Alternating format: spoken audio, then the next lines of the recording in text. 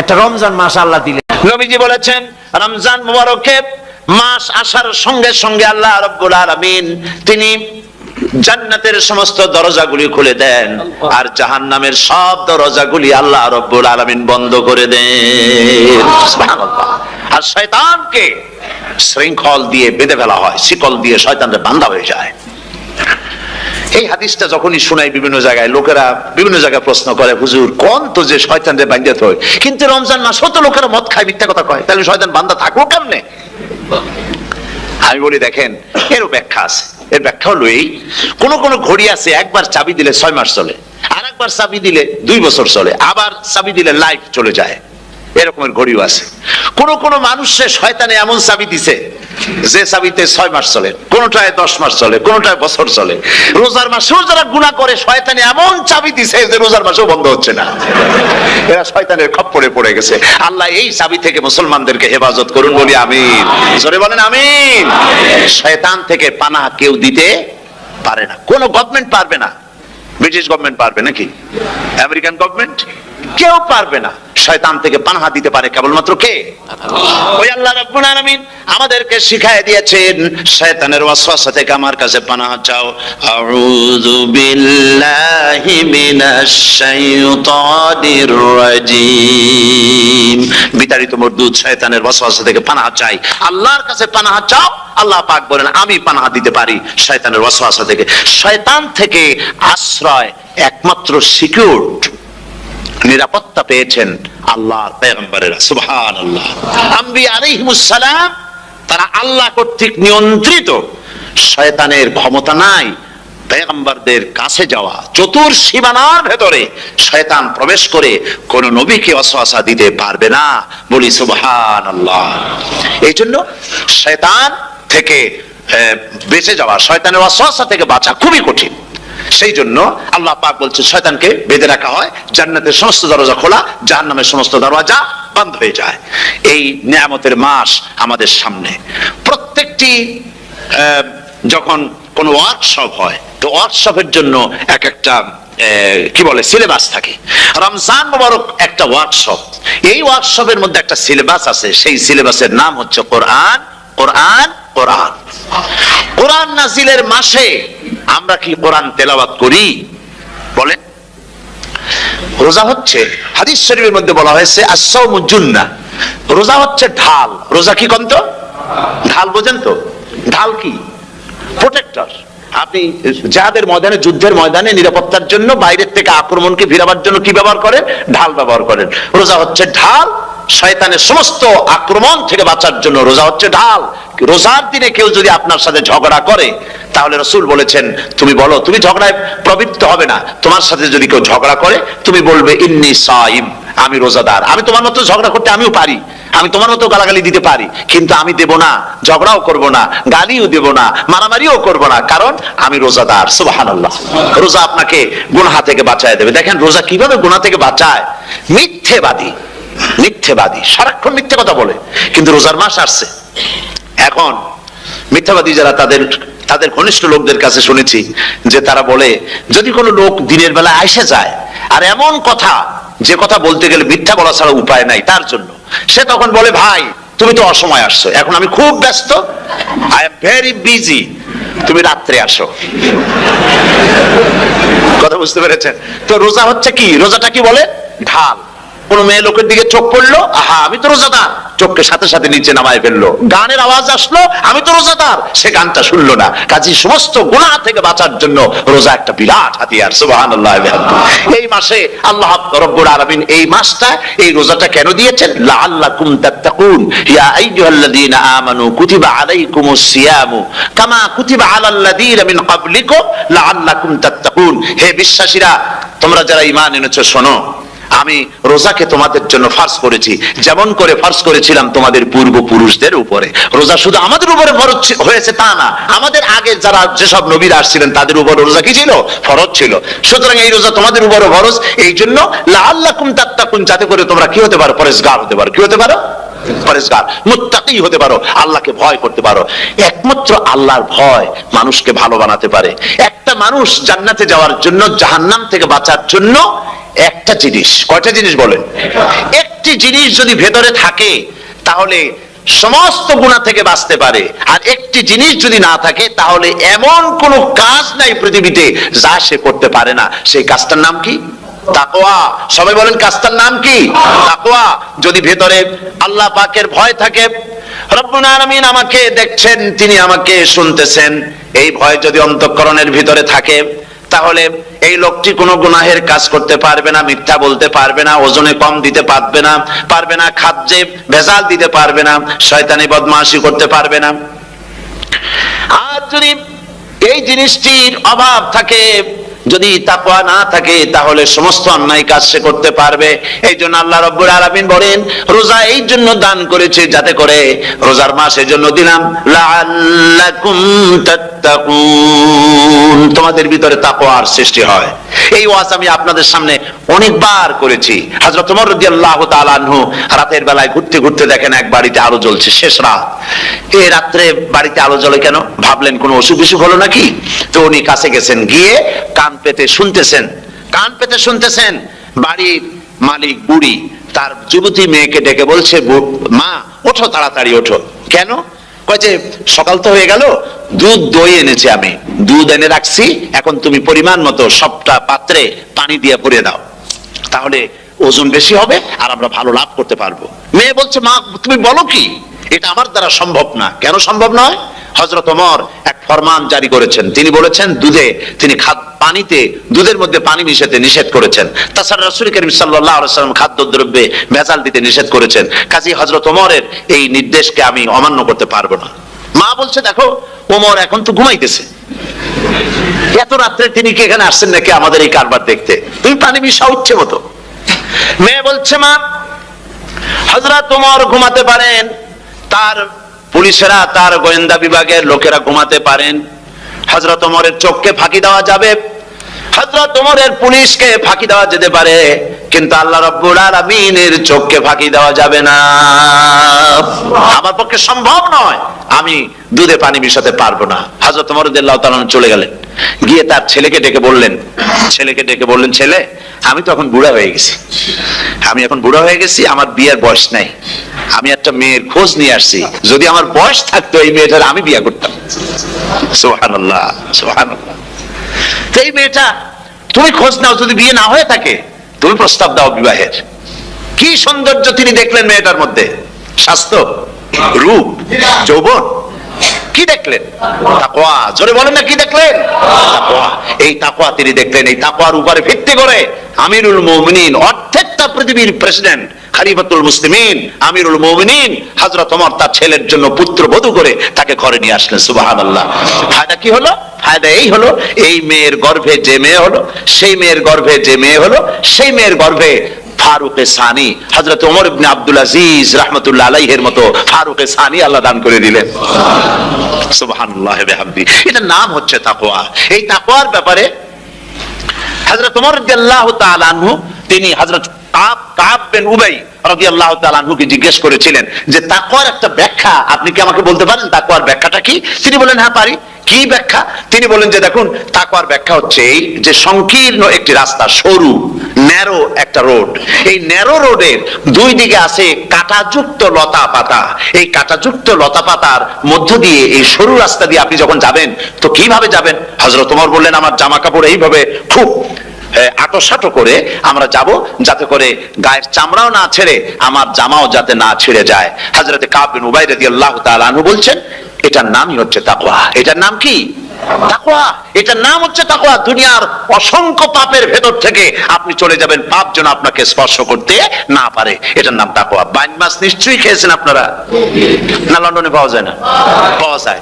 এই বাইন মাছ যারা খেয়েছেন আপনারা, আমি জানি না আপনারা জানেন কিনা, বাইন মাছ কোথায় থাকে? পানিতে থাকে না কাদায় থাকে?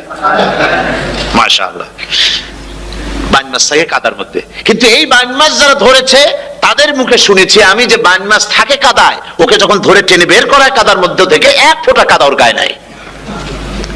এই কলুষিত সমাজ, পাপে ভরপুর, গ্রেট ব্রিটেন, আমেরিকা, পাশ্চাত্য, আমাদের দেশ, সর্বত্র পাপ আর পাপ। এই পাপের মধ্যে বাইন মাছ শুধু খাইয়েন না, ওর কাছ থেকে শিক্ষাও গ্রহণ করেন। ও যেমন কাদার মধ্যে থাকে, কাদা ওর গায়ে লাগে না, আপনিও এই সমাজের মধ্যে আপনি আপনার কাজ চালিয়ে যান, পাপ যেন আপনাকে স্পর্শ না করে। আল্লাহ যেন পাপের থেকে আমাদের বাঁচান। আমরা বলি আমিন, সবাই বলেন আমিন। এটার নাম হচ্ছে তাকওয়া। আর তাকওয়া লম্বা জামায় তাকওয়া হয় না, লম্বা দাড়িতে তাকওয়া হয় না, পাগড়ি একটা বানলেই তাকওয়া হয় না। রাসূলুল্লাহ সাল্লাল্লাহু আলাইহি ওয়াসাল্লাম বলেছেন তাকওয়া হা হুনা, হা হুনা, হা হুনা, তিনবার বলেছেন, বুকের দিকে দেখায় বলেছেন তাকওয়া হা হুনা। তাকওয়া হচ্ছে এখানে। এর অর্থ এই নয় যে আমি দাড়িকে আমি ছোট করে দেখছি, জামাকে ছোট করে দেখছি, তা নয়। কিন্তু বলছি যে তাকওয়াটা হচ্ছে অন্তরের ভেতরে, এই অন্তরের ভেতর থেকেই এটার বহির প্রকাশ হতে হবে। আপনার কথায়, আপনার বলায়, আপনার ওঠায়, আপনার বসায়, আপনার চালচলনে, আপনার বিয়ে শাদীতে, আপনার ব্যবসা বাণিজ্যের সর্বত্র তাকওয়ার ছাপ প্রদর্শিত হতে হবে। তাহলেই আমার মধ্যে তাকওয়া এসেছে বলে প্রমাণ হবে। আর এটাই আল্লাহ পাক চান, রমজান মুবারকে তোমাদের মধ্যে তাকওয়া সৃষ্টি হোক। রোজা সম্পর্কে এই কথাগুলি আমি বলে নিলাম। প্রথম 10 দিন শুধু রহমত নাজিল হবে, দ্বিতীয় 10 দিনে আল্লাহ পাক শুধু মাফ করতে থাকবেন, আর তৃতীয় 10 দিনে আল্লাহ পাক জাহান্নাম থেকে মুক্ত করে দেবেন। সুবহানাল্লাহ। রমজানে মক্কা শরীফে, মদিনা শরীফে ছোট্ট একটা বাচ্চাও ঘুমায় না। অন্তত 5-7 বছর, 8-10 বছর বয়স হয়ে গেছে এরকম বাচ্চা সারা রাত্রে 1 সেকেন্ডের মধ্যে ঘুমায় না। সমস্ত লোক জাগে, ফজরের নামাজ পড়তে গিয়ে ঘুমায়, সব সমানে 2 হাতে নেকি কামাই করে। নেকি কামাইয়ের মৌসুমে বাহার। রমজান হচ্ছে নেকি কামাইয়ের বসন্তকাল। আপনারা যেন খবরদার মিস করবেন না, মিস করবেন না, খবরদার। এই মাসটা পুরোপুরি কাজে লাগাবার জন্য মায়েরা, আমার মায়েরা, বোনেরা, মেহেরবানি করে এই মাসটা কাজে লাগাবেন। গীবত গাইবেন না, রাগারাগি করবেন না, ঝগড়াঝাড়ি করবেন না, মিথ্যা কথা বলবেন না, তেলাওয়াত, জিকির, আজগার। আর পুরুষেরাও এই জিকির আজগারের মধ্যে, মানুষকে ভালো কাজের আদেশ করার মধ্যে যা আজকে আল্লাহ আমার দিয়ে বলাইলেন, এই কাজগুলি আমি এবং আপনারা সবাই যেন আমল করতে পারি। আল্লাহ তৌফিক দান করুন। যে ব্যক্তি তওবা করে আল্লাহর পথে চলে, নেক আমল করে, পেছনের জীবনের দোষ ত্রুটি যা করেছেন সবগুলির বদলে আল্লাহ রব্বুল আলামিন নেকি লিখে দিবেন। জোরে বলেন সুবহানাল্লাহ। তার মানে হচ্ছে জীবনে যত অপরাধ করেছিল, তওবা করে যখন ভালো কাজ করবে, আর পেছনের কথাগুলি যখন মনে করবে গভীর রাত্রে, আল্লাহ আমি এই ধরনের পাপ করেছিলাম, চুরি করেছি, ডাকাতি করেছি, জেনা করেছি, মদ খেয়েছি, মিথ্যা কথা বলেছি, এই সব কথা বলে যত অনুশোচনা করবে আর অনুতপ্ত হবে, চোখ দিয়া যত পানি পড়বে, নতুন নতুন করে তার আমল নামে আল্লাহ নেকি লিখতে থাকবেন। জোরে বলেন সুবহানাল্লাহ। রব্বুল আলামিন তার বান্দাকে এত ভালোবাসেন, একজন সাহাবী কতগুলি পাখির বাচ্চা নিয়ে রাসূলের কাছে হাজির হয়েছেন। আল্লাহর নবী বলেন, এই পাখির বাচ্চাগুলি আনলা কেন? সাহাবী বলেন, হুজুর এই পাখির বাসাটা ভেঙে গিয়েছিল, বাচ্চাগুলি যখন ধরলাম ওর মা আমার মাথার উপরে ঠোকরাতে লাগলো, সে নিজের জীবনের মায়াকে উপেক্ষা করে বাচ্চাগুলিকে হেফাজত করার জন্য আমার উপরে ঝাঁপিয়ে পড়লো। আমি নিয়ে এসেছি এখানে, এই দেখুন ঘরের মধ্যে ঢুকেছে, এখানে ওই পাখিটা এসেছে। আমি রাসূলকে দেখাতে এলাম প্রাণী জগতে মায়ের সন্তানের প্রতি কত মায়া, সেটা দেখাতে এলাম। আল্লাহর নবী বলেন, ও সাহাবী, প্রাণী জগতে সন্তানের প্রতি মায়ের কতটুকু মহব্বত তুমি তাই আমাকে দেখাতে এসেছো। শোনো, এই প্রাণী জগতে সন্তানের প্রতি মায়ের যত মহব্বত, তার চাইতে লক্ষ কোটি গুণে বেশি মহব্বত বান্দার প্রতি আল্লাহ রব্বুল আলামিনের। মহব্বতকে, করুণাকে, রহমতকে, ভালোবাসাকে 100 ভাগ করা হয়েছে। 100 ভাগ করে 99 ভাগ আল্লাহ নিজের কাছে রেখেছেন, আর একটা ভাগ তামাম পৃথিবীর প্রাণী জগতে আল্লাহ ছড়াই দিয়েছেন। একটা ভাগ দিয়েছেন সারা দুনিয়ার প্রাণী জগৎ। সেই একটা ভাগে এই শত সহস্র কোটি প্রাণীর মধ্যে যেটুকুন আমরা পাইছি, এতটুকুন মহব্বতে সন্তানের জন্য কলিজায়, সন্তানের কোনো অকল্যাণ হলে কলিজায় পানি থাকে না, সন্তানের কোনো অসুবিধা হলে বা মা বাপের কষ্ট হলে বা কারো কোনো কষ্ট হলে আমরা এই ধরনের আমাদের অবস্থা সৃষ্টি হয়ে যায়। 1 ভাগ তামাম পৃথিবীর সমস্ত প্রাণী জগতে ছড়ায় দেওয়ার পর আমাদের অবস্থা যদি এই হয়, তাহলে 99 ভাগ রহমত যার কাছে, বান্দার প্রতি তার মহব্বত কতখানি। আমার বন্ধুগণ, রাসূল পাক সাল্লাল্লাহু আলাইহি ওয়াসাল্লাম বলেছেন, ও সাহাবীরা, একজন লোক উটের পৃষ্ঠে যাচ্ছিল কোথাও, উটের পৃষ্ঠে তার খাবার আছে, পানিও আছে, যেতে যেতে মরুদ্যানের মধ্যে সে বিশ্রাম করলো। ঘুমের থেকে জেগে দেখে উট নাই, খাবার নাই, পানিও নাই। বড় লোকটা কেমন পেরেশান হয়। সাহাবীরা বলেন, হুজুর উট হচ্ছে মরুভূমির জাহাজ, উট হারায় গেছে, টাকা পয়সা যা ছিল, খাদ্য খাবার ছিল, সব চলে গেছে, এর থেকে পেরেশানি তো আর কিছুই হয় না। হুজুর বলেন, লোকটা খানিকক্ষণ চিন্তা ভাবনা করতে করতে কিছুক্ষণ পর দেখলো উট ফিরে এসেছে, সমস্ত টাকা তার ওই খাদ্য আর পানিও নিয়ে হাজির হয়ে গেছে। বলো কেমন খুশি হয়? হুজুর, হযরত সাহাবীরা বলেন, হুজুর এর থেকে খুশি আর কি হতে পারে, লোকটার দিল তো ভরে যাবে। আল্লাহর নবী বলেন, ও সাহাবীরা, কোন বান্দা যদি আল্লাহর থেকে নাফরমান হয়ে যায়, নামাজ ছেড়ে দেয়, জিনা, ব্যভিচার, বদমাশি, নাফরমানিতে যদি যখন লিপ্ত হয়ে যায়, উঠারা ব্যক্তি উট পাওয়ার জন্য যেমন পেরেশানি বোধ করে, আল্লাহ রাব্বুল আলামিন তার ওই নাফরমান বান্দার জন্য আল্লাহ রাব্বুল আলামিন ফিরে আসার জন্য আল্লাহ রাব্বুল আলামিন চান।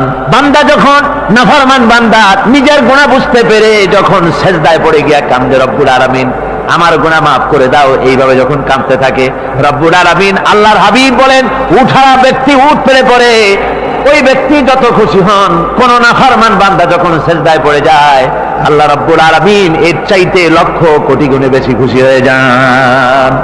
আল্লাহ পাক হচ্ছেন রহমান রহিম, গাফুরুর রহিম। পৃথিবীতে এমন কে আছে আপনি আমাকে বলেন, এমন কে আছে অপরাধ করবে না আর সে বলবে আয় তোরে মাফ করে দেই? বলেন এরকম আছে নাকি? কেউ বলেন আছে? এমনকি বাপ মা ছেলে অন্যায় করেছে, বাপ মার দিল চায় ছেলেটা যদি মাপ চাইতো বড্ড ভালো হতো, ওর সাথে প্রাণ ধরে কথা বলতাম, বুকের সাথে জড়িয়ে নিতাম, কিন্তু মুখ খুলে বলে না যে অপরাধ করেছিস মাপ চাইয়া যা, এরকম বলে। মাও বলে না, বাপেও বলে না, কিন্তু একমাত্র মহান সত্য রব্বুল আলামিন বান্দা যখন গুনাহ করে আল্লাহ ডাকে, বান্দারে গুনাহ করেছিস ফিরে আয়, আমি তোরে মাফ করে দেব।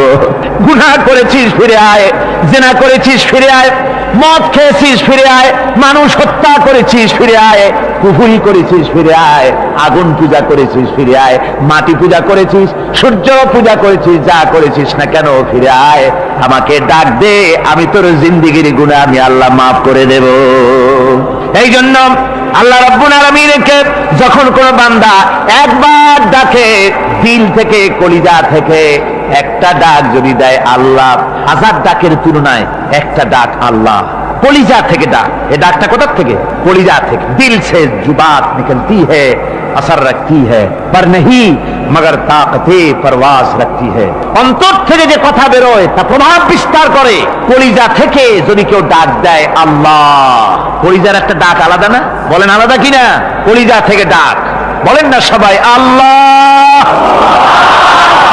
কলিজা থেকে একটা ডাক যদি কেউ ভাবে আল্লাহকে ডাক দেয় আল্লাহ, আল্লাহ রাব্বুল আলামিন বান্দা যখন একবার ডাক দেয় আল্লাহ তখন 70 বার লাব্বাইক বলেন, 70 বার সাড়া দিয়া বলে বান্দা কি চাও, আমি তোর কাছে হাজির। কি চাস বল, আমার আমি মাফ করে দেব। সুতরাং আল্লাহ রাব্বুল আলামিন বলছেন আমার কাছে ক্ষমা চাও, মাফ চাও, আমার কাছে মাফ চাও, যত মাফ চাইবে আমি মাফ করে দেব।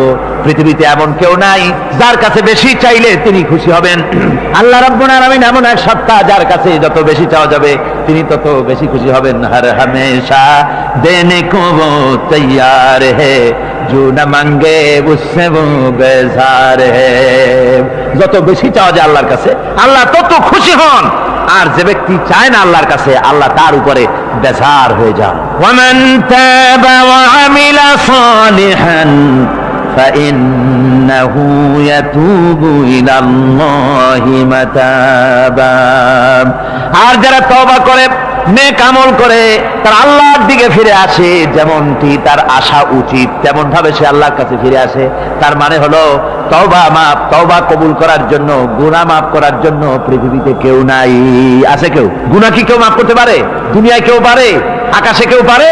আল্লাহ ছাড়া কেউ গুনাহ মাফ করতে পারে? যদি মানুষ তওবা করে, রব্বুল আলামিন বলেন সে এমন ভাবে তওবা করে আল্লাহর কাছে ফিরে এসেছে যেখানেই তার আসা উচিত, এই জায়গা ছাড়া আর তার কোনো যাওয়ার জায়গা নাই। সুতরাং সে জায়গা মতো এসেছে, অনুতপ্ত এবং অনুশোচনা করেছে। আল্লাহ পাক এ ধরনের অনুতপ্তকারী, অনুশোচনাকারীকে রব্বুল আলামিন ক্ষমা করে দিয়ে থাকেন। ওয়াল্লাযীনা লা ইয়াশহাদুনা আয-যুর ওয়া ইযা মাররু বিল-লাগবি মাররু কিরামা। আর যারা মিথ্যার সাক্ষ্য হয় না, রহমানের বান্দা তারা যারা মিথ্যার সাক্ষ্য হয় না, এটা হচ্ছে ষষ্ঠ বৈশিষ্ট্য। আর তারা কোনো অনর্থক, কোনো নিরর্থক কোনো কাজ যদি দেখে, ঘটনা দেখে, সেখান থেকে তারা শরীফ মানুষের মতো, একেবারে নিতান্ত ভদ্র মানুষের মতো সেখান থেকে কেটে পড়ে। গান বাজনা হচ্ছে, নাটক হচ্ছে, অশ্লীলতা হচ্ছে, গালাগালি হচ্ছে, অনর্থক কোনো কাজ হচ্ছে, নিরর্থক কোনো অনুষ্ঠান কিছু একটা হচ্ছে, ওখান থেকে একটা ভদ্রলোকের মতো, যেমন কোন দুর্গন্ধময় জায়গা থেকে মানুষ যখন যায় নাকে রুমাল দিয়ে আস্তে করে সেখান থেকে পাশ কেটে চলে যায়, ঠিক কিনা? ঠিক ওইভাবে করে আল্লাহ পাক বলছেন আমার মুমিন বান্দারা এই ধরনের কোনো অনর্থক নিরর্থক, যে কাজের মধ্যে কোনো পরকাল নাই, আল্লাহ নাই, দুনিয়ার মানুষের স্বার্থ নাই, দেশের স্বার্থ নাই, রাষ্ট্রের স্বার্থ নাই, জনগণের স্বার্থ নাই, এই ধরনের সমস্ত গাল গপ্প নাটক উপহাস, এই ধরনের মজা, এই ধরনের অনুষ্ঠান যখন দেখে আমার মোমেন বান্দারা সেখানে দাঁড়ায় না। ময়লার কাছ থেকে নাকে রুমাল দিয়ে মানুষ যেমন চলে যায়, এই লোকটিও তখন অত্যন্ত ভদ্রের মতো আস্তে করে পাশ কেটে বেরিয়ে যায়। والذين إذا ذكروا بآيات ربهم لم يخروا عليها صما وعميانا। আর আমার বান্দাদের 7 নম্বরের রহমানের বান্দা, খাঁটি বান্দা যারা, তাদের 7 নম্বরের বৈশিষ্ট্য হচ্ছে এই যে ওই সমস্ত বান্দারা তাদের কাছে যখন আমার আয়াতকে শোনানো হয়, আমার কোরআন তেলাওয়াত করে আমার আয়াত করে যখন নসিহত শোনানো হয়, তখন তারা বোবার মতো বদিরের মতো বসে থাকে না। তারা বুঝতে পেরেছেন? রহমানের খাঁটি বান্দা যারা, তাদের কাছে কোরআনের কথা ওয়াজ করে যখন শোনানো হয়, আল্লাহর কালাম যখন শোনানো হয়, আয়াত পড়ে পড়ে যখন নসিহত শোনানো হয়, লাম ইয়াখিরু আলাইহা সুম্মান ওয়া উময়ানা, তখন ওই ব্যক্তি অন্ধ এবং বধিরের মতো চুপ করে বসে থাকে না, বরং আমল করা শুরু করে দেয়। জোরে বলেন সুবহানাল্লাহ। যখন সে জানলো যে এগুলি হলো আল্লাহর বিরোধী কাজ, এগুলি আল্লাহর কাজ, আল্লাহ রসুলের কাজ, তখন তা পালন করা শুরু করে দেয়। এই 5 দিন ধরে কোরআনের যে কথাগুলি হলো, এই কথাগুলি শোনার পর আপনারা কি বসে থাকবেন? বসে থাকবেন? যারা বসে থাকবে এইগুলি শোনার পরে আল্লাহ তাদেরকে বলেছেন এরা হলো অন্ধ, এরা হলো বধির, এরা হলো বোবা। আমরা আল্লাহর এই যে কথা, আমরা কি অন্ধ আর বধির আর বোবা হবো নাকি? আমরা হবো না। আমরা অন্ধ নয়, বধির নয়, বোবা নই, বরং আল্লাহ যা বলেছেন, যা শুনলাম সামি'না ওয়া আতানা, এই 5 দিন ধরে যা শুনলাম আল্লাহর কথা, কার কথা শুনলাম? আর সমস্ত কথা আমরা আমল করবো। জোরে কোন আমিন। আল্লাহ যেন কবুল করেন। জোরে কোন আমিন। আমল করা কি? বসে না থাকা কি? বসে না থাকা হচ্ছে যা শুনলাম, আল্লাহর যা ফরজ, যা হুকুম, তা মানবো। আল্লাহ যা নিষেধ করেছেন তার থেকে ফিরে থাকবো, এটাই হলো কাজ। এরপরে রব্বুল আলামিন বলেন, والذين يقولون ربنا هب لنا من أزواجنا وذرياتنا قرة أعين واجعلنا للمتقين إماما। রহমানের বান্দা 8ম নম্বর এবং শেষ নাম্বার হচ্ছে এটা বৈশিষ্ট্য এই যে তারা রহমানের যারা খাঁটি বান্দা, আল্লাহর যারা খাঁটি বান্দা, তারা রব্বুল আলামিনের কাছে মুনাজাত করে, আমার রব, আয় আমার আল্লাহ, হাবলানা মিন আজওয়াজিনা ওয়া যুররিয়াতিনা, আমাদের এবং আমাদের স্ত্রীদের আর আমাদের সন্তানদেরকে তুমি দয়া করে আমাদের চক্ষুর শীতলতা বানায় দাও। জোরে বলেন আমিন। ওয়াজআলনা লিল মুত্তাকিনা ইমামা, আর আমার এই সন্তানদেরকে তুমি মুত্তাকিদের ইমাম বানায় দাও। শুধু মুত্তাকি বানায়ও না, মুত্তাকিদের নেতা বানায় দাও। জোরে বলেন সুবহানাল্লাহ। এই কথা, এই সূরাটা, এইটা তখনকার কথা যখন এই মুমিনদের মক্কি সূরা তো এটা, যখন মক্কা শরীফে দেখা গেল যে মুসলমানেরা, যিনি ইসলাম কবুল করেছেন তার বাপ কাফের, যিনি ইসলাম কবুল করেছেন কারো বাপ কাফের, কারো মা কাফের, কারো সন্তান কাফের, কারো মেয়ে কাফের, কারো জামাই কাফের, সব প্রিয়জনেরা কুফরি হালতে আছে। আর এগুলি দেখে তাদের চক্ষুর মধ্যে কাটা বিঁধতেছিল, চক্ষু জর্জরিত হয়ে যাচ্ছিল। নিজের সন্তানের চেহারা যত ভালো হোক, সন্তান যতই শিক্ষা দীক্ষা থেকে যতই উন্নত আর ভালো হোক না কেন, সে যদি জাহান্নামের দিকে অগ্রসর হতে থাকে, কোন নেককার ইমানদার পিতার মনে তার সান্ত্বনার কারণ হতে পারে না। সে তখন আল্লাহর দরবারে, আল্লাহ পাক বলেন ওই মুমিন বান্দারা আমার কাছে দোয়া করে যে রব্বুল আলামিন আমার সন্তানদেরকে, আমার স্ত্রীদেরকে আমার চোখের শীতলতা বানাও, তাদের আমল আখলাক কেমন বানাও, যাতে আমাদের চক্ষু ঠান্ডা হয়ে যায়। জোরে বলেন আমিন। জোরে বলেন আমিন। সন্তানদের জন্য আল্লাহর কাছে দোয়া করতে হবে। আপনারা দেখেন, চোখের সামনে দেখতে পাচ্ছেন সন্তান সিনেমায় যাচ্ছে, সন্তান নামাজ পড়ে না, সন্তান রোজা রাখে না, সন্তান মানুষের তৈরি করা মতাদর্শের পেছনে স্লোগান দিচ্ছে, দৌড়াচ্ছে, আর আপনি পিতা হয়ে তাকে ঠেকাচ্ছেন না। ওই ছেলে তো জাহান্নামে যাচ্ছে, আপনার দরদ হওয়া উচিত, ওই ছেলেকে ফিরানো দরকার, আর আল্লাহর কাছে দোয়া করা দরকার। আমার বন্ধুগণ, দোয়া আল্লাহ নিজেই শিখাই দিচ্ছেন, দোয়া করো। পড়েন আমার সাথে, রব্বানা হাব লানা মিন আজওয়াজিনা ওয়া যুররিয়াতিনা কুররাতা আয়ুন ওয়াজআলনা লিল মুত্তাকিনা ইমামা। উলাইকা ইউজজাউনাল গুরফাতা বিমা সাবারু ওয়া ইউলাক্কাউনা يلقون فيها تحية وسلاما আল্লাহ পাক বলেন এই সব লোকদের জন্য তারা যে সবর করেছিল সেই সবরের কারণে আমি তাদের উত্তম জাযা দান করব আর তাদের জন্য ফেরেশতারা চতুর্দিক থেকে ফেরেশতারা তাদের জন্য সম্বোধন করবে তাদেরকে সম্বর্ধনা দিবে ফেরেশতারা তাদের সম্বর্ধনা দিবে ওয়াল মালাইকাতু ইয়াদখুলুনা আলাইহিম মিন কুল্লি বাবিন সালামুন আলাইকুম বিমা সাবারতুম ফানি'মা উকবাদ-দার চতুর্দিক থেকে ফেরেশতারা আসতে থাকবে আর তারা সালাম দিতে থাকবে তাদেরকে সম্বর্ধনা দেবে বেহেশতীদেরকে আর বলবে তোমাদের জন্য এই পরকালের এই ঘরটাই জায়গাটা কতই না উত্তম করে আল্লাহ তৈরি করে রেখেছেন বলেন সুবহানাল্লাহ সালামুন আলাইকুম আল্লাহ বলছেন উলাইকা ইউজসাউনাল গুরফাতা বিমা সাবারু তোমরা যে সবর এখতিয়ার করেছিলে সেজন্য আজকে তোমাদের জন্য আমি এই বিরাট নিয়ামত তোমাদের জন্য রেখেছি দ্বীনকে চালু করতে গেলে ইসলামী আন্দোলন করতে গেলে বিপদ আসে আর সেই বিপদে সবর এখতিয়ার করতে হয় কত ভয় আসে লোভ আসে কত কিছু আসে এগুলিকে উপেক্ষা করে যারা ইসলামী আন্দোলনের জন্য নফসের খাহেশকে আরামকে হারাম করে দিয়ে আন্দোলনে যারা ঝাঁপিয়ে পড়তে পারে তাদের জন্য আল্লাহ পাক এই সমস্ত নিয়ামত রেখে দিয়েছেন কুল মা ইয়াবাউ বিকুম রাব্বি লাউলা দুআউকুম ফাকাদ কাযাবতুম ফাসাউফা ইয়াকুনু লিজামা ও নবী আপনি এদেরকে বলেন আপনি এই লোকগুলিকে বলেন যে তোমাদের ব্যাপারে আল্লাহর কি প্রয়োজন পড়েছে যদি তোমরা আল্লাহকে নাই ডাকো আল্লাহর কাছে যদি দোয়া না করো যদি হাত না পাতো আল্লাহ কি যদি না ডাকো তাহলে তোমাদের দিয়ে আল্লাহর দরকার ফাকাদ কাযাবতুম তোমরা তো অস্বীকার করে চলছো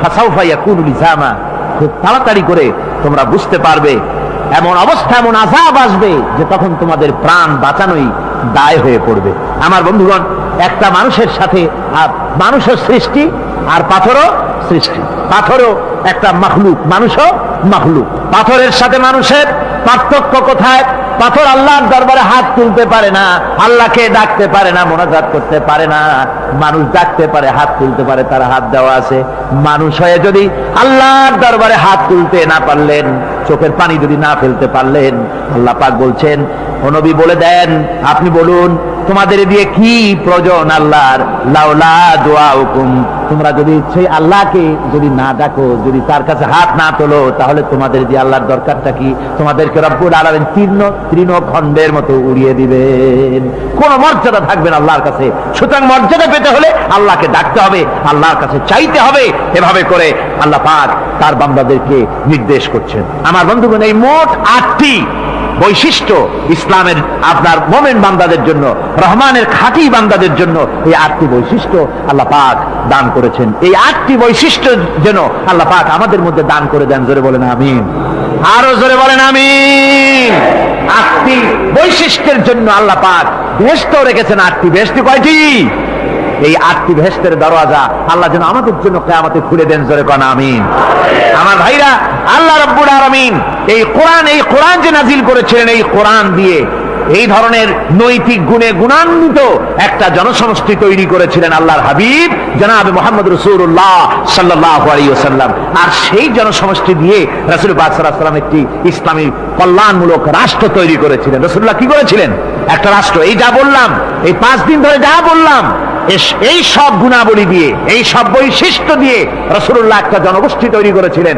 সেই জনগোষ্ঠী নিয়ে মক্কি জিন্দেগি থেকে রাসূলুল্লাহ মদিনায় আসলেন আর মদিনায় এসে রাসূলুল্লাহ এখন রাষ্ট্রপ্রধান হয়ে গেলেন কি হয়ে গেলেন রাষ্ট্রপ্রধান প্রেসিডেন্ট হয়ে গেলেন রাসূলুল্লাহ আজকে প্রেসিডেন্ট রাষ্ট্র হলো আর কোরআন দিলেন সংবিধান হিসেবে শাসনতন্ত্র হিসেবে আল্লাহর নবী বললেন আজকে আমি দেশবাসীকে এমন একটা কনস্টিটিউশন এমন একটি সংবিধান দেশবাসীকে আমি দিলাম যেই সংবিধানের বদৌলতে সমাজে আর চুরি থাকবে না ডাকাতি থাকবে না জেনা থাকবে না ব্যভিচার থাকবে না এর বদৌলতে মানুষ এখন দরজা খুলে ঘুমাতে পারবে আর কোনো অশান্তি থাকবে না চুরি হবে না ডাকাতি হবে না নারী ধর্ষণ হবে না হত্যা হবে না আরামের জমিন হয়ে যাবে আর মানুষ শান্তিতে বসবাস করতে পারবে হুজুর বললেন খায়রুল কুরুনি কারনি সর্বশ্রেষ্ঠ যুগ হচ্ছে আমার যুগ আমার বন্ধুগণ কোরআনের সমাজই ছিল পৃথিবীর সর্বশ্রেষ্ঠ সমাজ সেই সমাজ ব্যবস্থাকে আমরা ভুলে গিয়েছি আজকে সমাজতন্ত্র ব্যর্থ হলো কেন কমিউনিজম ব্যর্থ হলো কেন ব্যর্থ হওয়ার একমাত্র কারণ হলো তারা মানুষকে খেতে দিতে পারে নাই, পড়তে দিতে পারে নাই। পুঁজিবাদও ব্যর্থ, সমাজতন্ত্র ব্যর্থ। আসলে ওরা বলেছে আমরা সবাইকে সমান করে দেব, খাইতে দেব, পড়তে দেব, কাপড় দেব, চোপড় দেব, ওষুধ দেব, তোমাদের মৌলিক অধিকার, মৌলিক প্রয়োজন মিটাবো, এগুলি সব তারা বলেছে। কিন্তু মৌলিক প্রয়োজন মিটাতে পারে নাই। 70 বছর যেতে পারল না, বিদায় হয়ে গিয়েছে। মৌলিক প্রয়োজন মিটাতে পারে শুধুমাত্র কোরআন। কে মিটাতে পারে? জোরে বলেন, কে পারে?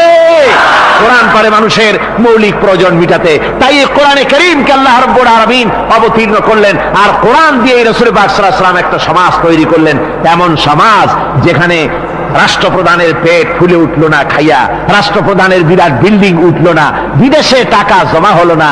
আজকে আমরা দেখি পৃথিবীতে কত জায়গায় রাষ্ট্রপ্রধান নিজের ছেলেবেলে নাই, হাওলাত করা ছেলে একটা, তাও যদি এত টাকা পয়সা বিদেশে জমা করে, তাহলে মানুষেরা মন্তব্য করে যদি নিজের ছেলে থাকতো তাহলে তো গোটা বাংলাদেশ বিদেশি ব্যাংকে জমা দিয়ে দিত। ইসলাম পৃথিবীতে এসেছে মানুষকে এমন এক শান্তির বিধান দিতে। রাষ্ট্রপ্রধান মুহাম্মদ রাসূলুল্লাহ সাল্লাল্লাহু আলাইহি ওয়াসাল্লাম মানুষ খাবার পেয়েছে, দরজা খুলে ঘুমাবার সুযোগ পেয়েছে। আজ হযরত আবু হুরায়রা রাদিয়াল্লাহু তাআলা আনহু বলেন, আমি রাসূলুল্লাহর কাছে গেলাম, হুজুরকে গিয়ে সালাম করলাম। আল্লাহর নবী সালামের জবাব দিলেন, কিন্তু দেখতে পেলাম মুখ নড়ে, আওয়াজ বেরোলো না। কারণ কি? কাছে গিয়ে দেখি নবীজি ক্ষুধার যন্ত্রণায় কথা বলতেছেন, আওয়াজ বেরোতেছে না। এত ক্ষুধা লেগেছে আল্লাহর নবীর। 2-4 দিন চলে গেছে, খাবার নাই। রাসূলুল্লাহ সমস্ত গনিমতের মাল, যাকাত সদকার মালগুলি, খাদ্য দ্রব্যগুলি দুহাতে বিতরণ করেছেন। নিজের পেটে খাবার নাই, মানুষকে দিতেছেন। দিতে দিতে এশার নামাজ পড়ে নবীজি ঘরের মধ্যে প্রবেশ করে হযরত আয়েশা সিদ্দিকা রাদিয়াল্লাহু তাআলা আনহাকে ডেকে বলেন, আয়েশা রে, সারাদিন কষ্ট করেছি, দারুণ ক্ষুধা লেগেছে, তাড়াতাড়ি করে কিছু খাবার আমারে এনে দাও। হযরত আয়েশা হুজুরের ক্ষুধার্ত শ্রান্ত ক্লান্ত চেহারার দিকে তাকাইয়া হযরত আয়েশা কেঁদে ফেলেছেন।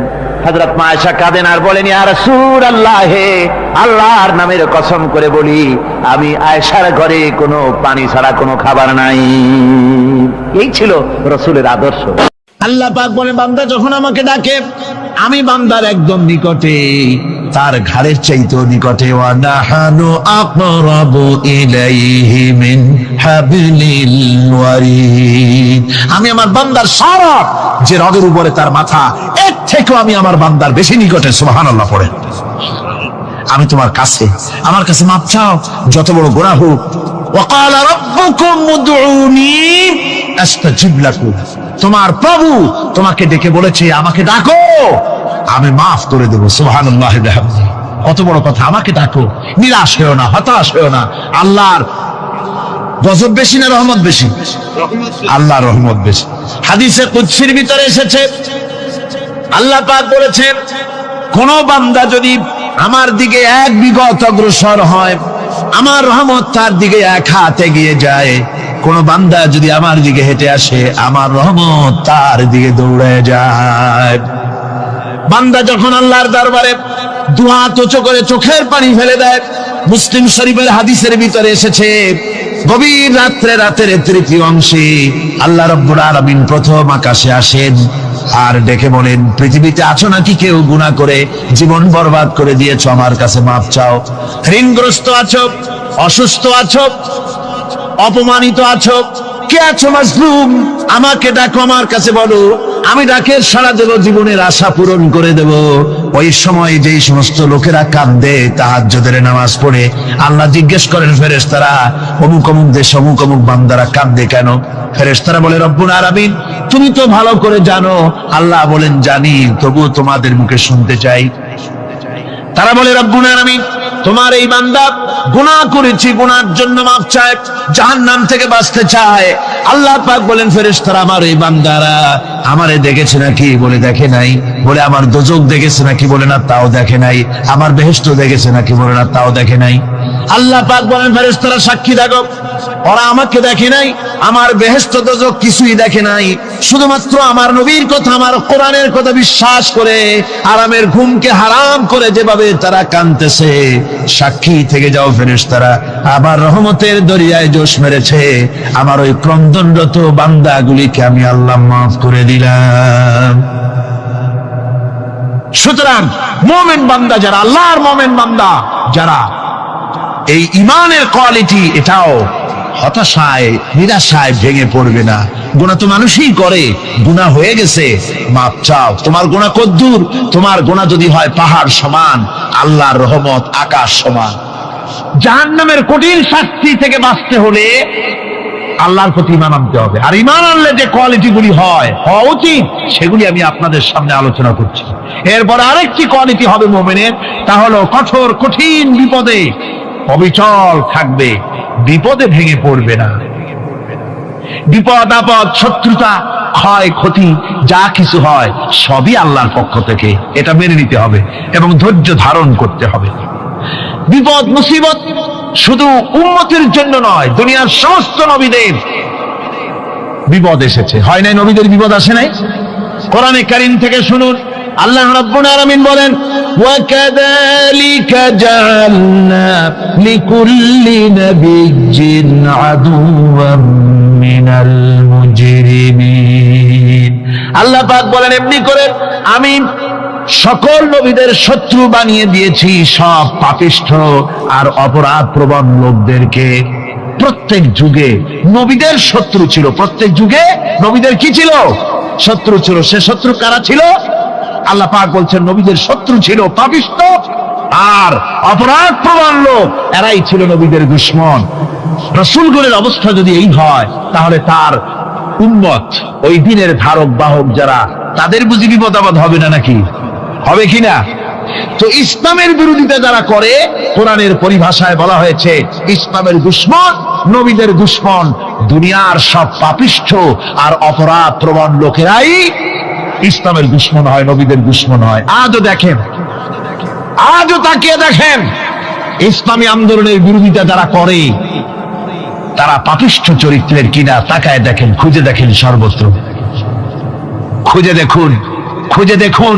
যারা ইসলামী আন্দোলনের বিরোধিতা করে, যারা ইসলামকে মিটিয়ে দেওয়ার চেষ্টা করতেছে, যারা ইসলামকে মৌলবাদ বলে, ইসলামকে সাম্প্রদায়িক বলে, কোরআনে কারীমের কথা কত স্পষ্ট যে নবীদের দুশমন হয়, ইসলামের দুশমন হয় মুজরিম লোকেরা, অপরাধ প্রবণ আর পাপিষ্ঠ লোকেরা। আজও আমরা দেখতে পাই এই শ্রেণীর লোকেরা পাপিষ্ঠ এবং সবচাইতে সমাজের নিকৃষ্ট ধরনের চরিত্রহীন লোক। নামাজ নাই।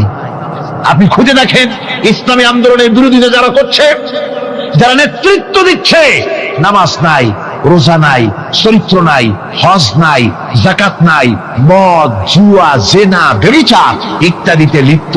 চেহারা দেখলে ছেলেপেলেরা 2 গ্লাস পানি খায়, ভস্ম যায়। কথা ঠিক কিনা কয়? এই হলো অবস্থা। মারে কেন? মুমিনদেরকে, পয়গম্বরদেরকে, সাহাবীদেরকে এবং ঈমানদারদেরকে মারে কেন? তার কারণ হচ্ছে আল্লাহ রাব্বুল আলামিন বলেছেন, ওয়া মা নাকামু মিনহুম ইল্লা আইয়ুমিনু বিল্লাহিল আজিজিল হামিদ। কাফিররা ঈমানদার লোকদেরকে অন্য কোন অপরাধী নির্যাতন চালায় না, নির্যাতন চালায় শুধু এই কারণে যেহেতু মুমিন লোকেরা পরাক্রমশালী, আল্লাহ রাব্বুল আলামিনের দ্বীনকে কায়েম করতে চায়, তার উপরে ঈমান এনেছে, এই কারণেই তারা মারে। ঠিক কিনা কর? যুগে যুগে নবীদের উপরে, সাহাবীদের উপরে যে অত্যাচার হয়েছে, সেই অত্যাচার এই কারণেই হয়েছে, অন্য কোনো কারণে নয়। এই কঠিন বিপদে অবিচলতা এবং ধৈর্যের দৃষ্টান্ত নবীগণ পেশ করেছেন পৃথিবীর বুকে। আমরা দেখেছি ইব্রাহিম আলাইহিস সালামকে আগুনে ফালানো হয়েছে, আছে না কোরআন শরীফে? আমি কিন্তু গল্প করতেছি না, সব কোরআনের কথা। কিসের কথা? ইব্রাহিম আলাইহিস সালামকে আগুনে ফালানো হচ্ছে। অপরাধ কি?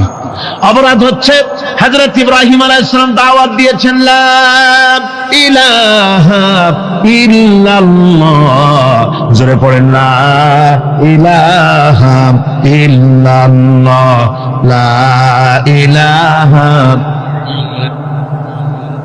লা ইলাহা ইল্লাল্লাহ মুহাম্মাদুর রাসূলুল্লাহ। হযরত ইব্রাহিম আলাইহিস সালাম দ্বীনের দাওয়াত দিয়েছেন, এক আল্লাহর দাওয়াত দিয়েছেন, ঈমানের দাওয়াত দিয়েছেন। আর কোন অপরাধ ছিল না। নমরুদ সহ্য করতে পারলো না। কোরআনে কারীমের মধ্যে সব কথাগুলি আল্লাহ পাক এই জন্য বিধৃত করেছেন, এই জন্য কোরআনে কারীমের মধ্যে সব কথা উঠায় দিয়েছেন, যাতে করে মুমিনেরা বিপদ আসলে পরে যেন ঘাবড়ে না যায়। ইব্রাহিম আলাইহিস সালামকে আগুনে ফেলানো হচ্ছে। ফেরেশতা বলছে, ইব্রাহিম তোমারে আগুনে ফেলায় দাও, হতেছে আমার কাছে সাহায্য চাও, আমার কাছে ক্ষমতা আছে, আগুনগুলো উঠাইয়া নমরুদের বংশ জ্বালায় দেব। হযরত ইব্রাহিম ফেরেশতার কাছে সাহায্য চাইছিলেন নাকি? তিনি বললেন, ফেরেশতা তোমার কাছে সাহায্য কেন চাইব? আমি তো এমন কোন অন্ধ আল্লাহর ইবাদত করি না যেই অন্ধ স্রষ্টা তার গোলামের দুঃখ দুর্দশা না দেখেন। আমি তোমার কাছে সাহায্য চাইব না। হযরত ইব্রাহিম আলাইহিস সালাম পাশ করলেন। কি বলেন, পাশ করছেন না? ঈমানের পরীক্ষায় পাশ। আগুনের মধ্যে হযরত ইব্রাহিমকে যখন ফেলানো হচ্ছে, রব্বুল আলামিন আগুনের প্রতি নোটিশ করে দিলেন, ইয়া নারু কুনি বারদাও ওয়া সালামান আলা ইব্রাহিম। আগুন আমার ইব্রাহিমের জন্য শান্তিদায়ক, ঠান্ডা হয়ে যা। এখন কি আর আগুনের বাপের ক্ষমতা আছে ইব্রাহিমকে পোড়ানো? আর ক্ষমতা নাই। আমার বন্ধুগণ, ইব্রাহিম আগুনের ভিতরে আরামে বসা আছেন, আর ওদিকে নমরুদ বসে বসে দেখতেছে দূর থেকে। ইব্রাহিম তো জ্বলে না, গায়ের মধ্যে আগুন জ্বলে গেল। ডাক দিয়া কয়, আগুন তোর হলো কি? কেন জ্বালাইতে পারিস না আমার দুশমন রে? হলোটা কি তোর? তোর কি জ্বালানো শক্তি বন্ধ হয়ে গেল নাকি? আগুনের ভিতর থেকে জবাব এলো, নমরুদ রে, আমার ভিতরে জ্বালানো শক্তি আছে কি নাই যদি প্রমাণ করতে চাও, টেস্ট করতে চাও, তুই নিজে আয়, তোরে শুদ্ধ তামাম দুনিয়া জ্বালাই দিতে পারি, ইব্রাহিমের এক গাছা পশমও জ্বালাই দিতে পারি না। তার কারণ হচ্ছে আমি হচ্ছি মাখলুক, আল্লাহ হচ্ছেন খালিক। আল্লাহ আমাকে বলেছেন না জ্বালাতে, তুমি 1000 বার বললেও আমি ইব্রাহিমকে জ্বালাইতে পারবো না। কোরআনে কারিমে ঘটনা বলে মুমিনদেরকে সাহস দেওয়া হচ্ছে, মুমিনেরা দ্বীনের কাজ করতে গিয়ে বিপদ আবাজ আসবে, ঈমানের দাবি হলো বিপদ আসবে, আর বিপদ আসলে ঘাবড়ায় যেও না, মুসিবতে পড়ে চিন্তায় পেরেশানে হয়রান হয়ে যেও না। বিশ্বকবি আল্লামা ইকবাল কি সুন্দর করে বলেছেন, আজ ভি হোক জু ইব্রাহিম কা ইমা पैदा आग कर सकती है एक अंदाज गुलिस्तां पैदा। ইব্রাহিমের ঈমান যদি আজিও কোথাও হয় বিদ্যমান, করতে পারেন অগ্নিকুণ্ডে খুবসুরত এক গুলিস্তান। আজও যদি আগুনের ভিতরে কোন নমরুদ কোন ইব্রাহিমকে যদি ফেলে দেয়, আল্লাহ রাব্বুল আলামিন আজও আগুনকে ফুলের বাগান বানায়া দিবেন। সুবহানাল্লাহ। ভয় পাওয়ার কারণ নাই, চিন্তা করার কোনো কারণ নাই। আমার বন্ধুগণ, হযরতে হুদ আলাইহিস সালামকে যখন সমাজের লোকেরা, রাষ্ট্রের লোকেরা ঘিরে ফেলে দিল, সমাজ শক্তি, রাষ্ট্র শক্তি যখন তাকে ঘিরে ফেলে দিল, ষড়যন্ত্রের পাহাড় তুলে দিল, তারে মেরে ফেলে দিবে, হযরত হুদ দেশ থেকে তা পালায় গেলেন না, ভয় পেলেন না। হযরতে হুদ আলাইহিস সালাম বললেন, কোরআনে কারিমে হযরত হুদের কথা কোট করা হলো, ফাকিদুনি জামিআন সুম্মা লা তুনজিরুন। সম্মিলিতভাবে ষড়যন্ত্র করো আমার বিরুদ্ধে, সবাই মিলে ষড়যন্ত্র করো, সুম্মা লা তুনজিরুন, আর আমাকে এতটুকু অবকাশ তোমরা দিও না। ইন্নী তাওয়াক্কালতু আলাল্লাহি রাব্বি ওয়া রাব্বিকুম, আমি ভরসা করেছি সেই আল্লাহর উপরে যার কুদরতি হাতের ভেতরে, যিনি আমাদের রব তোমাদেরও রব, আর যার কুদরতি হাতের ভিতরে তামাম পৃথিবীর জানগুলি যার হাতে, সে আল্লাহর উপরে ভরসা করেছি। ষড়যন্ত্র যদ্দূর আছে করতে থাকো, আমি ষড়যন্ত্র পরোয়া করি না। সুবহানাল্লাহ। এটাই হলো মুমিনের কোয়ালিটি। শুধু ঈমান, লা ইলাহা ইল্লাল্লাহু মুহাম্মাদুর রাসূলুল্লাহ, গরুর গোশত খাই, আর রবিউল মাস আসতে পরে ইয়া নবী সালাম আলাইকা, ইয়া রাসূল সালাম আলাইকা, তারপরে গরম গরম জিলাপি আর রসগোল্লা খাইলাম খুব বেশি করিয়া, এর নাম মুমিন নয়। মুমিন হচ্ছে তার চলায় ফেরায়, ওঠায় বসায় সাহসিকতার এক আন্দাজ তৈরি হবে সে। আমার ভাইয়েরা, বিপদে অবিচলতা আমাদেরকে পয়গম্বরেরা শিক্ষা দান করেছেন। আমরা দেখতে পেয়েছি বিশ্বনবী জনাবে মুহাম্মদুর রাসূলুল্লাহ সাল্লাল্লাহু আলাইহি ওয়াসাল্লাম হিজরতের রাত, কাফেররা চতুর্দিকে দাঁড়ানো, হযরত জিবরাইল এসে বলেন, ইয়া রাসূলুল্লাহ, হে কাফেরেরা চতুর্দিকে ঘিরে দাঁড়িয়েছে, গভীর রাত, এখন হাতে তাদের তরবারি, সকাল হলে পরেই তারা আপনাকে মেরে ফেলে দেবে, তাড়াতাড়ি ওঠেন, মদিনার দিকে চলে যান। আল্লাহ নবী ঘুমের থেকে জেগে হযরত আলীকে ডেকে বলেন, আলী, আল্লাহ অর্ডার করেছে আমি মদিনায় চললাম, আমার বিছানার পরে আমার চাদর গায়ে দিয়ে শুয়ে থাকো। হযরত আলী বলেন, আল্লাহর হাবিব, আপনার চাদর গায়ে দিয়ে ঘুমিয়ে থাকবো, সকালবেলায় কাফির বেঈমানেরা আপনার বিছানার পরে আপনার চাদর গায়ে দেওয়া অবস্থায় আমি আলীকে তারা মুহাম্মদ মনে করবে, আর আমি আলীকে নবী মনে করে তারা তাদের তরবারি দিয়া কেটে কেটে টুকরা টুকরা করে আমারে বিদায় করে দেবে দুনিয়া থেকে। এতটুকুনো পরোয়া করি না, বরং আমার দিলের মধ্যে এটাই তৃপ্তি থাকবে যে আমি আলীর জীবনের বিনিময় আল্লাহর হাবিব দুনিয়ায় বেঁচে আছেন। যে ব্যক্তি বিদ্রোহ করেছে এবং দুনিয়ার জীবনকে অগ্রাধিকার দিয়েছে তার জায়গা হচ্ছে জাহান্নাম। জোরে বলেন নাউজুবিল্লাহ। যে ব্যক্তি আল্লাহর সঙ্গে বিদ্রোহ করেছে আর পরকালের জন্য পাথর জোগাড় করে নাই, দুনিয়াকে অগ্রাধিকার দিল, পরকালকে ভুলে গেল, তার জায়গা হলো জাহান্নাম। وَأَمَّا مَنْ خَافَ مَقَامَ رَبِّهِ وَنَهَى النَّفْسَ عَنِ الْهَوَى فَإِنَّ الْجَنَّةَ هِيَ الْمَأْوَى। আর যে ব্যক্তি আপন প্রভুর সামনে উপস্থিত হকে ভয় করেছে এবং আপন প্রবৃত্তিকে লালসা মুক্ত করেছে, লালসার হাত থেকে রক্ষা করেছে, আল্লাহ রাব্বুল আলামিন কিয়ামতের দিন তার জন্য রেখে দিয়েছেন জান্নাত। তার জন্য কোন জায়গা? জান্নাত। আমাদেরকে পরকাল ভিত্তিক জীবন যাপন যদি করি তাহলে কবরের জবাবগুলি খুব আসান হবে। আর যদি পরকাল ভিত্তিক জীবন যাপন না হয়, কবরটা মুসিবত হয়ে যাবে। হযরত ওসমান রাদিয়াল্লাহু তাআলা আনহু কবরের কাছে গিয়ে খুব কাঁদতেন। সাহাবায়ে কেরাম প্রশ্ন করেছেন, হুজুর, রাসূল করিম সাল্লাল্লাহু আলাইহি ওয়াসাল্লাম যখন জান্নাত ও জাহান্নামের ওয়াজ করেন তখনও তো এত বেশি আপনি কাঁদেন না, যত বেশি কাঁদেন কবরের কাছে এসে, কারণ কি? হযরত ওসমান রাদিয়াল্লাহু তাআলা আনহু বলতেন, আমার সাথীরা, আমি আমার হাবিবের কাছে, আল্লাহ রাব্বুল আলামিনের রাসূলের কাছে আমি শুনেছি এই কবরটাই হলো প্রথম স্টেশন, এই কবরটাই হলো প্রথম ইমিগ্রেশন কাউন্টার। এই জায়গায় যদি কেউ ধরা পড়ে যায়, কারো যদি চার্জশিট হয়ে যায়, সব জায়গায় ধরা পড়ে যাবে, হাসরে মিজানে সিরাতে কোনো জায়গায় নাজাত পাবে না। আর এই কবরটা যদি কেউ মুক্তি পেয়ে যায়, মিজান সিরাত হাসর সব জায়গা থেকে আল্লাহ তারে ভালোভাবে পার করে দিবেন। এটা হলো আসল জায়গা, মারাত্মক জায়গা, খুব মারাত্মক জায়গা। আমি এটাকে ইমিগ্রেশন কাউন্টার বলেছি আমার ভাষায়। ইমিগ্রেশন কাউন্টার যারা বিদেশ ভ্রমণ করেছেন তারা জানেন। লন্ডন যাবেন, আমেরিকা যাবেন, সৌদি আরব যাবেন, যে কোনো বিদেশে যাবেন, গেলেই পাসপোর্ট তারা দেখবে। পাসপোর্টে আপনার ন্যাশনালিটি কোনটা সেটাই তারা জানতে চাইবে। আপনি কোন দল করেন এটা তারা জানতে চাইবে না। আপনি কোন ভাষায় কথা বলেন তাও তাদের জানার দরকার নেই। প্রথমেই তারা আপনার ন্যাশনালিটি দেখবে, আপনার আইডেন্টিটি কি তারা জানতে চাইবে। তারপরে যদি স্যাটিসফ্যাক্টরি হয় আপনাকে ভিসা দিয়ে ভেতরে ঢোকবার ব্যবস্থা করে দেবে। আর যদি তারা স্যাটিসফাইড না হয় তাহলে আপনাকে মেহমানখানায় ঢুকানো হবে গ্রেফতার করে। কবর হচ্ছে এ ধরনের একটি ইমিগ্রেশন কাউন্টার। কবরের ভিতরে মানুষ যখনই রাখা হবে সঙ্গে সঙ্গে দুজন ফেরেশতা আসবে।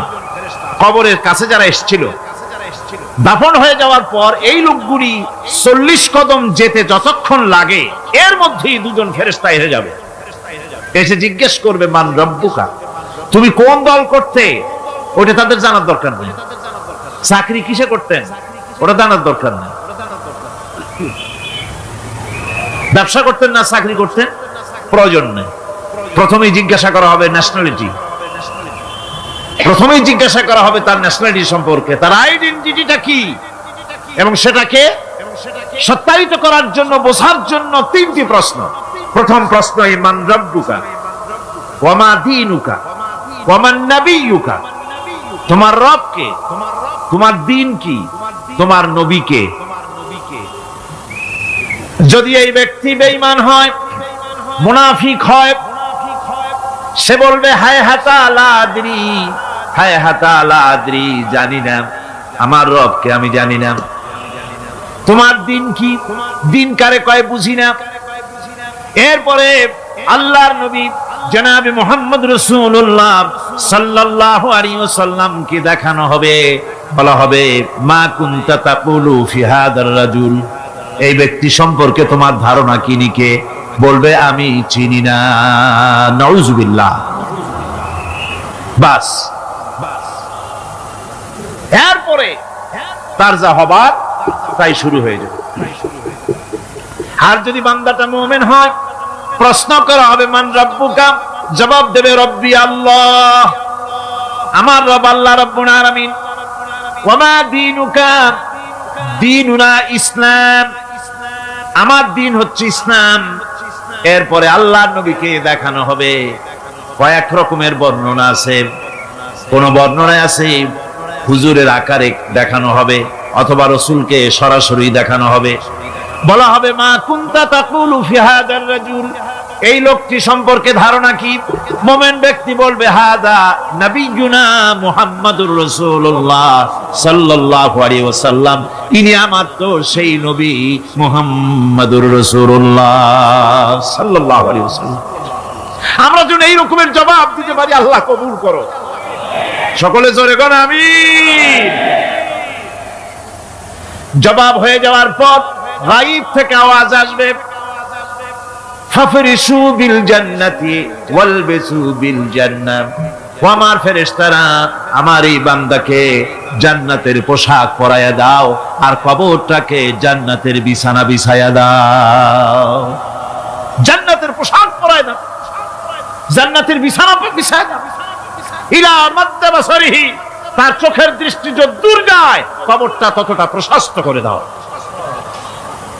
এরপর বেহেশতের পোশাক পরাইয়া বেহেশতের বিছানা বিছায়া ফেরেশতা বলবে নম কানাউমুল উরুস, ঘুমিয়ে যাও।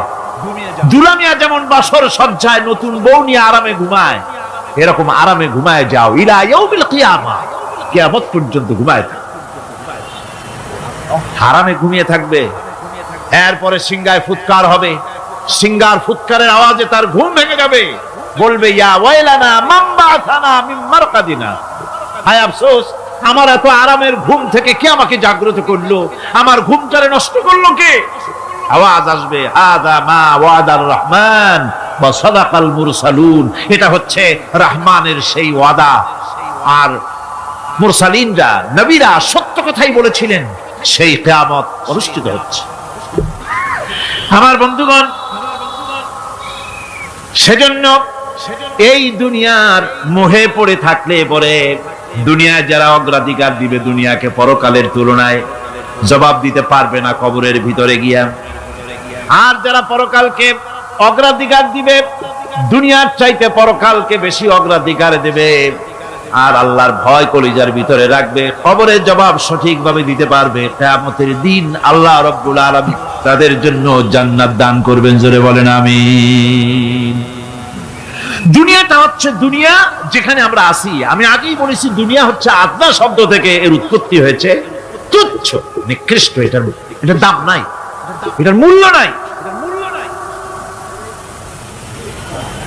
হযরত ইবনে কাইয়িম রাহিমাহুল্লাহ নওয়ারাল্লাহু মারকাদাহু ওয়া জাআলাল জান্নাতা মাথওয়াহু, হযরত ইবনে কাইয়িম তিনি বলছেন, সুন্দর করে বলছেন দুনিয়া সম্পর্কে, মা মাদা ফিদ দুনিয়া আহলামুন ওয়া মা বাকিয়া মিনহা আমানি ওয়াল ওয়াক্তু বাইনাহুমা দাইউন।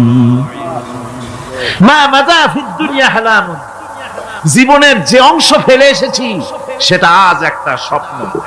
ওয়া মা বাকিয়া মিনহা আমানি, আর জীবনের যে অংশ সামনে বাকি আছে সেটা এখন একটা আকাঙ্ক্ষা। ওয়াল ওয়াক্তু বাইনাহুমা দাইউন, আর এর মাঝখান থেকে সময় সব চলে যাচ্ছে। কত বড় কথা চিন্তা করেছেন? জীবনের যে অংশ ফেলে এসেছি তা আজকে স্বপ্ন, তা কি বলেন? স্বপ্ন। আর সামনে যা আছে সেটা আকাঙ্ক্ষা, আর মাঝখান থেকে সময় সব চলে যাচ্ছে। এরপরে তিনি বলছেন وَمَن يَسْحَبِ الدُّنْيَا يَكُنْ مِثْلَ قَابِضٍ عَلَى الْمَاءِ خَالَتْهُ فُرُوجُ الْأَصَابِعِ। দুনিয়াদারের অবস্থা হচ্ছে এই, কেউ যদি দুই হাতে পানি খামসায় ধরে, দুই হাতে কি ধরছে বলে, দুই হাতে পানি খামসায় ধরেছে, খুব মজবুত করে ধরেছে, 2 মুঠ পানি, বলেন থাকবে কতটুকু? কতটুকু থাকবে? 1 ফোঁটাও থাকবে না। কারণ তার আঙ্গুলের ফাঁক তার সাথে খেয়ানত করবে, আঙ্গুলের ফাঁক দিয়া পানিগুলি সব বেরিয়ে চলে যাবে। সুতরাং দুনিয়া যারা চায় তারা ঠিক পানি খামসায় ধরলে পানি যেমন হাতের ভেতর থেকে খেয়ানত করে চলে যায়, যারা দুনিয়া চায় দুনিয়াও তাদেরকে এভাবে ফাঁকি দিয়ে চলে যায়। তবুও দুনিয়ার মায়া মানুষের এত বেশি। আল্লাহর নবী বলেন, লাউ কানা লি ইবনি আদামা ওয়াদিন মিন যাহাবিন লাহাব্বা ইয়াকুনা লাহু সানিন। এই পৃথিবীতে যদি কাউকে একটা মাঠ ভরে যদি সোনা দেওয়া যায়, লোকটা বলবে রব্বুল আলামিন, আমি যদি আরেকটা মাঠ এরকম সোনা ভরা পেতাম। দ্বিতীয় আরেকটা মাঠ দেওয়া হলে আবার বলবে যদি তৃতীয় আরেকটা মাঠ সোনা ভরে যদি পেতাম। নবীজি বলেন, ওয়ালা ইয়ামলাউ জাওফু ইবনু আদামা ইল্লা তুরাব। মানুষের পেট 3.5 হাত মাটি ছাড়া, কবরের মাটি ছাড়া মানুষের পেট ভরবে না। আরো চাই, আরো চাই, চাওয়ার কোনো শেষ নাই। মানুষ এভাবে করে দুনিয়ার মহব্বতে এমনি পাগল হয়ে যায়, শুধু দুনিয়ার মহব্বত, পরকালকে বেমালুম ভুলে যায়। আমি কিন্তু এই কথা বুঝাতে চাই নাই যে পরকালের মহব্বতে, পরকালের ভয়তে বা পরকালের জন্য দুনিয়া আপনি বাজার ঘাট, বেচা কিনা, ব্যবসা বাণিজ্য সবকিছু ভুলে যান না, তা নয়। ভুল বোঝার কোনো কারণ নাই। পরকালকে অগ্রাধিকার দিতে হবে, মানে দুনিয়াটা চিরস্থায়ী জায়গা নয়। চিরস্থায়ী হচ্ছে কোনটা? আখিরাত। চিল্লা এখন কোনটা? সুতরাং এখানে যা করতে হবে, আখিরাতের জবাবদিহিমূলক জীবন যাপন করতে হবে। আপনি ব্যবসা করবেন, ওজনে কম দিতে পারবেন না, আপনি খাদ্যে ভেজাল দিতে পারবেন না, চুরি করতে পারবেন না, ডাকাতি করতে পারবেন না, জেনা করতে পারবেন না, বদমাশি করতে পারবেন না, মদ খেতে পারবেন না, সন্ত্রাসী হতে পারবেন না, হাইজ্যাকার হতে পারবেন না, চাঁদাবাজ হতে পারবেন না, মুনাফাখোর হতে পারবেন না, আপনি চোরা কারবারি হতে পারবেন না, ঘুষখোর হতে পারবেন না, সুদখোর হতে পারবেন না। এই সব কাজ পরকালকে বিশ্বাস করলেই এ সমস্ত কাজ থেকে মানুষ বিরত থাকতে পারে। কথা ঠিক কিনা? এটাই হচ্ছে। সুতরাং এই পৃথিবী থাকবে না, এটা কি চিরকাল থাকবে না? এর একটা পরিসমাপ্তি ঘটবে। যেমন করে সারা বছর লেখাপড়া করার পর কলেজে, বিশ্ববিদ্যালয়, মাদ্রাসায়, হাই স্কুলে, সব জায়গায় সারা বছর লেখাপড়া করার পর যেমন পরীক্ষা দেওয়ার একটা দিন আসে, সারা বছর ব্যবসা করার পর হিসাব নিকাশ করার যেমন একটা সময় আসে, সারা মাস চাকরি করার পর বেতন পাওয়ার যেমন একটা দিন আসে, সারা জীবন চাকরি করার পর পেনশন পাওয়ার যেমন একটা সময় আসে, অনুরূপ ভাবে এই দুনিয়া যেদিন শেষ হয়ে যাবে, আল্লাহ নির্ধারিত সময় শেষ হয়ে যাওয়ার পর একটা সময় আসবে যখন আল্লাহ রব্বুল আলামিন সব শেষ করে দিবেন, লন্ডভন্ড হয়ে যাবে, কিছুই থাকবে না। কোরআনে কারিমে আল্লাহ সব বলেছেন, কোরআনে সব আল্লাহ বলে দিয়েছেন। আল্লাহ পাক বলেন এই পৃথিবীর সব কেমন ভাবে ধ্বংস হবে তার চিত্র আল্লাহ পাক কোরআনে কারিমে তুলে ধরেছেন। ইযাস সামাউ ফাতারাত ওয়া ইযাল কাওয়াকিবু তাসারাত ওয়া ইযাল বিহারু ফুজ্জিরাত ওয়া ইযাল কুবুরু বু'সিরাত। যখন আকাশসমূহ দীর্ণ বিদীর্ণ হয়ে যাবে, তারকাগুলি বিক্ষিপ্ত হয়ে ছিটকে পড়বে, আর সমুদ্রগুলি উচ্ছ্বসিত হয়ে পড়বে, কবরগুলি সব তার ভেতরে যা আছে উদ্গীরণ করে দেবে, তারকাগুলি স্থিমিত হয়ে যাবে। এরপরে সমস্ত আকাশগুলি কিতাবের পৃষ্ঠার মতো একটার পরে একটা ঠাস ঠাস করে পড়তে থাকবে, চূর্ণ বিচূর্ণ হয়ে ভেঙে চুরে একাকার হয়ে যাবে। পাহাড়গুলিকে উড়িয়ে দেওয়া হবে, চন্দ্র এবং সূর্য একাকার হয়ে যাবে। আল্লাহ রাব্বুল আলামিন বলেন ফাইদা বারিকাল বাসার ওয়া খাসাফাল কমার ওয়া জুমিআশ শামসু ওয়াল কমার।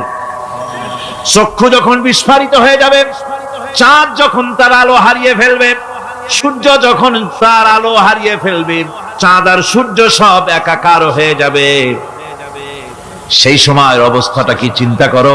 মানুষ হয়রান হয়ে দৌড়াদৌড়ি করবে। ওয়াহুমিলাতিল আরদু ওয়াল জিবালু ফাদুক্কাতা দাক্কাতান ওয়াহিদা। জমিন এবং পাহাড়গুলির মধ্যে আল্লাহ রাব্বুল আলামিন সংঘর্ষ বাঁধিয়ে দিবেন। পাহাড়গুলি ভেঙে চুরে টুকরা টুকরা হয়ে যাবে। পাহাড়গুলি উঁচু করে জমিনের উপরে আছাড় মেরে আল্লাহ রাব্বুল আলামিন ভেঙে চুরে চুরমার করে দিবেন। সুবহানাল্লাহ।